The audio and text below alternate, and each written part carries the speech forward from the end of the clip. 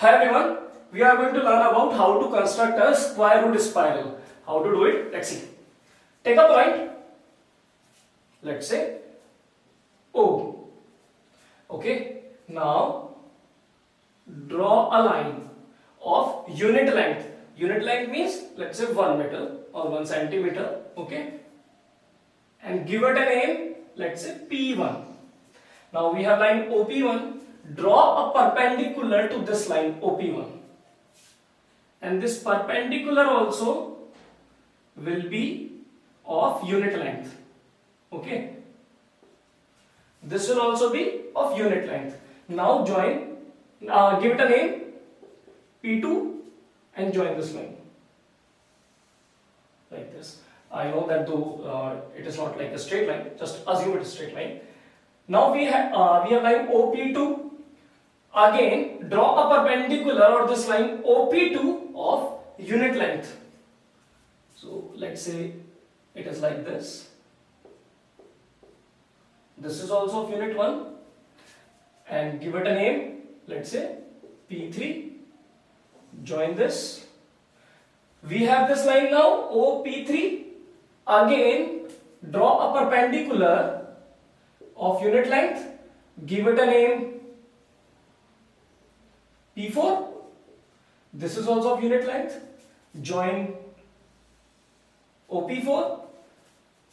Now again draw a perpendicular of unit length 1 and join OP. Give it a name P5 and join OP5, let's say, like this. Now student, that same way we are going to do it. We'll draw perpendicular here of unit length, then we'll join, then again a perpendicular, then we'll join, then again a perpendicular, then we'll join. Okay, so these all perpendiculars will be of unit length. Why we call it a square root spiral? If you will notice in this triangle, with the help of Pythagoras theorem, base square plus perpendicular square will be equals to hypotenuse square. This will be 1 square plus 1 square, which will be root 2. In this triangle, this is base, this is perpendicular, this is again hypotenuse. Base square plus hypotenuse square,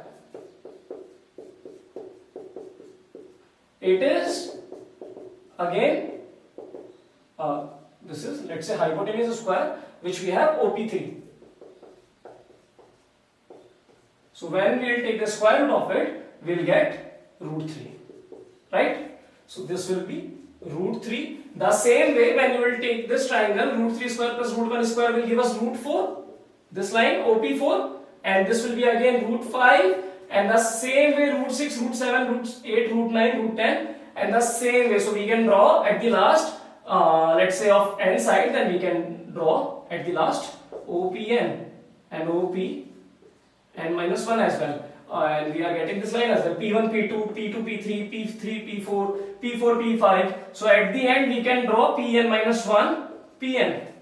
That's what we can draw, and that will be called as square root spiral. Alright, I hope this is clear to each and every student. Thank you.